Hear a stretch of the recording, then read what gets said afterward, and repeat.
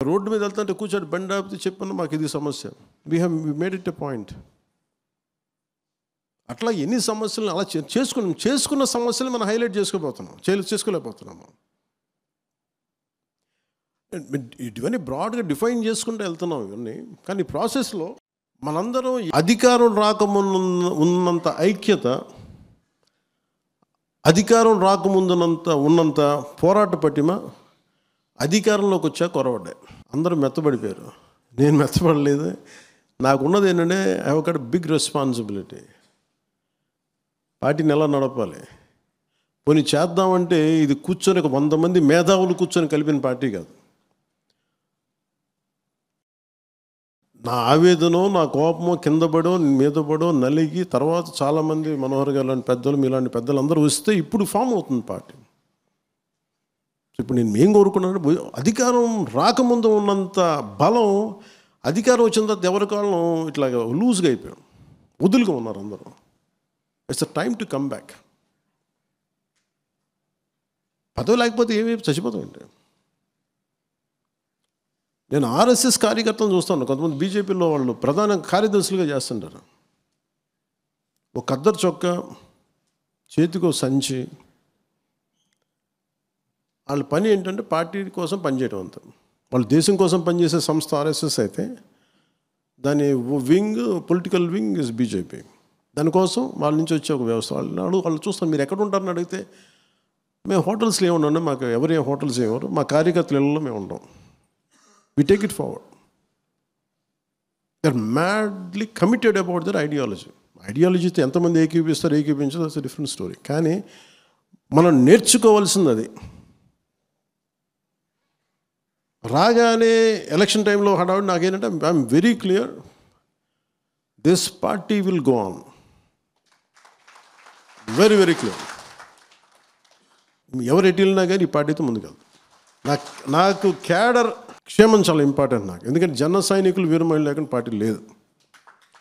కానీ ఇది పదవులకు సంబంధం లేదు, అది నేను చెప్తాను.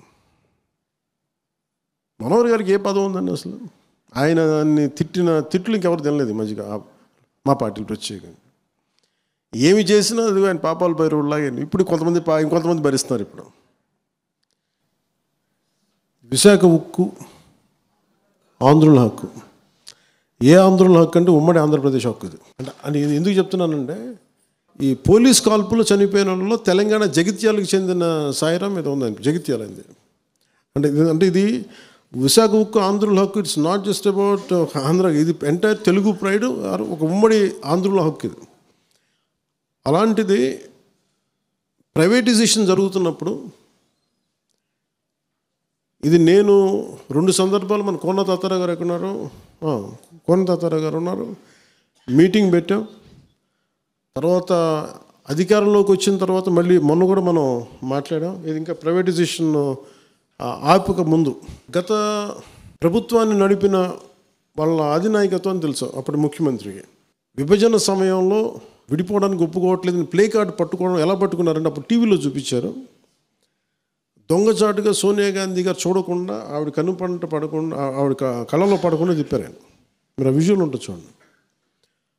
అంటే ఇది ఎందుకు చెప్తున్నానంటే, మీరు ఇక్కడ ఎన్నైనా మాట్లాడతారు, ఇక్కడ వెళ్ళి పొడి చేస్తాం, చంపేస్తాం, ఇది చేసేస్తాం, మెడల్ ఉంచి తీసుకొస్తాం, అలా ఇక్కడేం జరగదు. అక్కడ ఢిల్లీ అది కుదరదు. అట్లా ఇక్కడ ఎన్నైనా మాట్లాడచ్చు. వీళ్ళు కథలు అక్కడ చెప్తారు ఇట్లా. సో ఇలాంటి వ్యక్తి స్టీల్ ప్లాంట్ 151 సీట్లు ఇచ్చిన వ్యక్తి స్టీల్ ప్లాంట్ని ప్రైవేటైజ్ చేస్తారంటే ఏం చేయలేదు. వాళ్ళు ఏమీ చేయకపోగా వచ్చి కార్మిక నాయకులతో ఏం మాట్లాడారంటే, స్టీల్ ప్లాంట్ కార్మిక నాయకులతోటి మీరు వదిలేసుకుని మీకు ఇండివిజువల్ ప్లాట్స్ చేసేస్తాను, మీకు కొంత ప్లాట్లు ఇచ్చేస్తాను, మీకు ఇన్ని కోట్లు వస్తాయంటే చాలామంది కార్మిక సంఘాల నాయకులు ఇది ఒప్పేస్తున్నారు. కొంతమంది నేను ఇది మొన్న క్రాస్ చెక్ చేసుకున్నాను. మళ్ళీ మన ఆఫీసులో నేను పదవి తీసుకున్న తర్వాత మాట్లాడినప్పుడు అది మేము చేయలేదని కొంతమంది చేశారు, బట్ కొంతమంది చేశారు. అంటే ఎప్పుడు దీంట్లో సమస్య ఎక్కడ ఉంది స్టీల్ ప్లాంట్కి ఎప్పుడు అంటే, ఒకటి ఉత్పాదకత లేకుండా పెట్టుబడి 1000 కోట్లు 10,000 కోట్లు పెట్టుబడి పెట్టి పీనట్స్ నుంచి వస్తుంటే ఖచ్చితంగా నష్టం అది ఎప్పటికైనా సరే. కానీ అది ప్రత్యేకమైన స్థితిలో ఉంది. ఇది చాలా ఉద్యమాలు చేసి సంపాదించుకుంది, ప్రాణాలు పోగొట్టి సంపాదించుకుంది. నేను ఢిల్లీకి వెళ్ళినప్పుడు ఇక్కడ ప్రైవేటైజేషన్ జరుగుతుంది అనుకున్నప్పుడు కార్మిక సంఘాల నాయకులు నేను ఏమడిగానంటే ఆ రోజున, అప్పటికి ఇంకా బీజేపీతో మన ఇంకా అలయన్స్ కూడా ఫుల్గా ఫామ్ అవ్వాల, టాక్ స్టేజ్లో ఉంది. అలాంటి సమయంలో నేను ఏం చెప్పానంటే వెళ్ళి, అంటే మీకు తెలుసు, మీకు ఈ దేశంలో ఎవరన్నా సరే అమిత్ షా గారితో ఎవరితో గొడవ పెట్టుకుంటారండి? వీళ్ళు అమిత్ షా గారికి నేను ఖచ్చితంగా అభిప్రాయం చెప్పండి. ఎందుకు అభిప్రాయం చెప్పలేరంటే ఆయన భయపెడతారని కాదు, ఆయన అడిగే ప్రశ్న వీళ్ళ దగ్గర సమాధానం ఉండదు.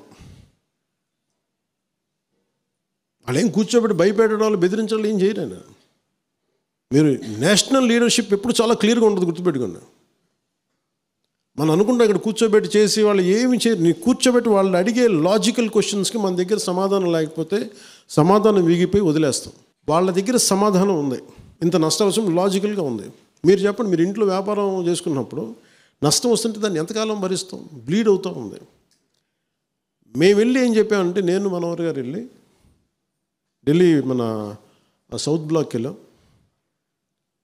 పార్లమెంట్లోకి వెళ్ళాం. చాలా బిజీ షెడ్యూల్ టైం ఇచ్చారు. వెళ్ళి ఏం చెప్పారంటే, సార్ ఇది ఆంధ్రప్రదేశ్ మిగతా ఫ్యాక్టరీస్ని ఇప్పుడు అలా నిజంగా భారతీయ జనతా పార్టీయే, నరేంద్ర మోదీ గారి నాయకత్వంలో ఉన్న భారతీయ జనతా పార్టీ కానీ, అమిత్ షా గారు ఉన్న నాయకత్వంలో ఉన్న భారతీయ జనతా పార్టీ కానీ నిజంగా అది మొండిగా ఎవరి మాట వినరు అనుకుంటే, మరి డ్రెడ్జింగ్ కార్పొరేషన్ ఆఫ్ ఇండియాని ప్రైవేటీకరణ ఆపేశారు 2017-18లో 18లో. వాళ్ళు చెప్పారు నాకు, నువ్వు తీసుకొచ్చిన పాయింట్ నువ్వు ప్రజెంట్ చేసింది మాకు నచ్చింది. నేనేం చెప్పానంటే, దానికి ప్రాఫిట్లో ఉన్నది మీరు దయచేసి చేయకండి సార్ అంటే వెంటనే విన్నారు, దాని ప్రైవేటైజేషన్ ఆపారు. సో వాళ్ళకి సరిగ్గా చెప్పాలి వాళ్ళకి. అదే మేము వెళ్ళి మళ్ళీ స్టీల్ ప్లాంట్ అని చెప్పాను. స్టీల్ ప్లాంట్ అనేది చాలా భావోద్వేగంతో కూడింది సార్. అలాగని మీరు గుడ్డిగా మిమ్మల్ని చేసేయమని చెప్పట్లా, కానీ దీని వెనకున్న మొత్తం మీరు ఒకసారి స్టడీ చేసి ఏ మాత్రం కుదిరితే దానికి ఒక మైన్స్ కేటాయించండి. కుదిరితే దానికి మీరు ఒక పైప్ లైన్ వేయండి.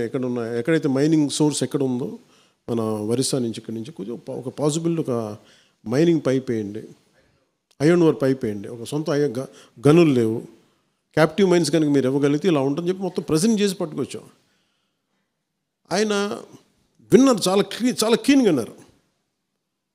ఎస్ చెప్పలేదు, నో చెప్పలేదు. కానీ మేము దీన్ని, ఆయన చెప్పింది ఏంటంటే we look in to it, అంతే. ఆ స్థాయి వ్యక్తులు కూర్చోబెట్టి ఏముంటుందని గంటలు మాట్లాడరు, పేజీలు ఏముండదు. We look in to it అంటే చాలా భావగర్భితమైన వాక్యం అది. దాన్ని తగ్గట్టుగా చేశారు. మీరు చూస్తే అప్పుడే మీకు ప్రైవేటీకరణ అయిపోయింది. అప్పుడు చూడండి, ముందుకు వెళ్ళా. అది అయిపోయిన తర్వాత మళ్ళీ ప్రైవేటీకరణ జరుగుద్ది అనుకుంటే నేను మళ్ళీ అందరిని కూర్చోబెట్టి మన కొన్నతాతర గారి ఆధ్వర్యంలో అందరూ వస్తే ఇదే చెప్పాను, నేను కేసు ప్రజెంట్ చేస్తాను. మేము మళ్ళీ ప్రజెంట్ చేస్తే దానికి 10,000 crores ఎంతో ఇప్పుడు పంపించారు, 14,000 crores. అది స్వయంగా మోడీ గారు వచ్చి ఇక్కడ చెప్పెళ్ళారు. ఇది వెనక్కి వెళ్ళడం అంటే ఏం లేదు. కాకపోతే ఏంటంటే, మీరు కార్మిక సంఘాల్లో కూడా ఎంత త్రికరణ శుద్ధిగా ఉన్నారు, మీరు ఎంత చిత్తశుద్ధిగా ఉన్నారు. ఈరోజు మాట్లాడే వాళ్ళు ఎంతమంది మాట్లాడుతున్నారు ఇంకా విజువల్ చూడలేదు, కానీ అసలు గత ప్రభుత్వం చేసిన వాళ్ళు మీరు గొంతు తెరవలేదు ఆ రోజున. ఆ రోజు సోనియా గాంధీ గారికి మీ రాష్ట్ర విభజన జరుగుతుంటే మీరు ప్లే కార్డు చూపించడానికి భయపడ్డ వాళ్ళకి మీకు ఢిల్లీలో మీకు ఏం ధైర్యం ఉంది? ఇన్ని కేసులు పెట్టుకొని మీరు ఎక్కడ ధైర్యంగా మాట్లాడగలరు? మీరు కేసులను ఎక్కడ ప్రజెంట్ చేయగలరు? మీరు నాకు ఆ భయాలు లేవు. నాకు ఉంటే పదవి ఉంటే పోద్ది, లేదంటే వదిలేస్తాను. నాకు లీజ్ బాధ. నాకు కాదు, నా బాధ్యత. నాకు పదవిని బాగా చేస్తాను అంతే. అంతేగాని పదవి పట్టుకొని వేలాడను నేను. పదవి లేకపోతే నాకేమి ఏదైనా కూర్చోబెట్టి నాకేమైనా కేసులో ఇంకోటో నన్ను ఆమె ట్విస్ట్ చేయడం నా దగ్గర ఏం లేవు, పెట్టుకొని అలాంటివి నేను బేసిక్గా. అందుకే నేను చాలా ధైర్యంగా మాట్లాడుతూ చాలా కరెక్ట్ సరిగ్గా చెప్తాను విషయాన్ని. దానికి తగ్గట్టుగా వాళ్ళు చూశారు, 14,000 కోట్లు రిలీజ్ చేశారు. కొంతమంది కార్మికులు వాళ్ళు ఇష్టం లేక వాళ్ళు వెళ్ళిపోతున్నారు. దానికి మనం ఏం చేస్తాం? ఇప్పుడు ఎవరో ఒకరు వాలంటరీ రిటైర్మెంట్ తీసుకుంటే నేను ఏది ఆపుద్ది? గన్ పాయింట్లో పెడతాం ఎవరన్నా. చాలామంది వాలంటరీ రిటైర్మెంట్ తీసుకొని చాలామంది ఉద్యోగాలు వదిలేస్తారు. దీన్ని వీళ్ళు గొడవ చేస్తున్నారనే దాన్ని మీరు 100% ఒకటి బయటికి చాలా బలంగా చెప్పండి. ఇంక్లూడింగ్ మన సభ్యులందరూ, మన ఎమ్మెల్యేలు కానీ, ఎమ్మెల్సీలు కానీ, ఎంపీలు కానీ మీరు చాలా బలంగా మాట్లాడాలి. మీరు మాట్లాడకపోతే ఏమవుతుంది, ఒకసారి కొన్ని విషయాలు మీరు కొన్ని పెద్ద విషయాలు అందరూ కలిసి మాట్లాడాలి. It will come from the party directive. మీరు అందరూ కలిసి ఏ స్థాయిలో ఇది మాట్లాడటం అలవాటు చేసుకోండి. అందరూ 1 year నుంచి సైలెంట్గా ఉన్నాం. మీరు సైలెంట్గా ఉండండి. ఎందుకంటే మీరు యువర్ ఎలక్టెడ్ రిప్రజెంటేటివ్. చాలామందికి లేని మీకు ఒక పొజిషన్ మీకు ఇచ్చారు. And you have to represent their aspirations. మీరు గొంతు మాట్లాడాలి. అందుకే మీకు ప్రాపర్ డైరెక్టివ్ ఉంటుంది. మనకి political affairs committee under the leadership of Manohar garu ఇది వస్తుంది. మీరు బలంగా మాట్లాడండి. It will come from the entire executive committee from PSC.